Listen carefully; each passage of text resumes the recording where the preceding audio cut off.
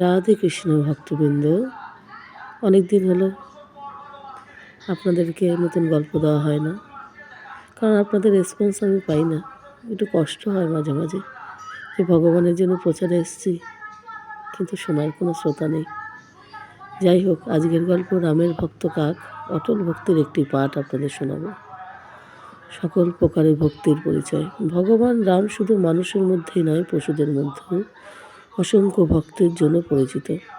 প্রকৃতপক্ষে তার অনেক অনুগত অনুগামীরা পশুর আকারে রয়েছে।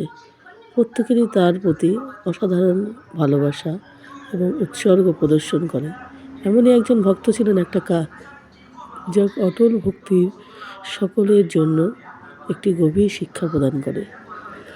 কাকের কৌতূহলী আচরণ। একদিন ভগবান রাম তার ভাই লক্ষ্মণ ও পবিত্র হ্রদের পম্পা সরোবর পাশে হাঁটছিলেন।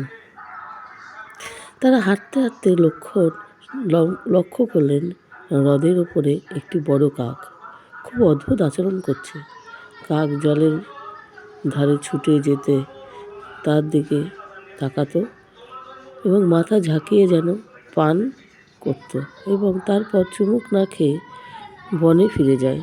লক্ষ্মণকে বিভ্রান্ত করে রেখে এই প্যাটার্নটি বেশ কয়েকবার পুনরাবৃত্তি হয়েছিল। লক্ষ্মণের প্রশ্ন, রামের ব্যাখ্যা। কাকের কর্মকাণ্ডে বিচলিত হয়ে লক্ষ্মণ রামের দিকে ফিরে জিজ্ঞাসা করলেন, এই অদ্ভুত আচরণ করতে পারে?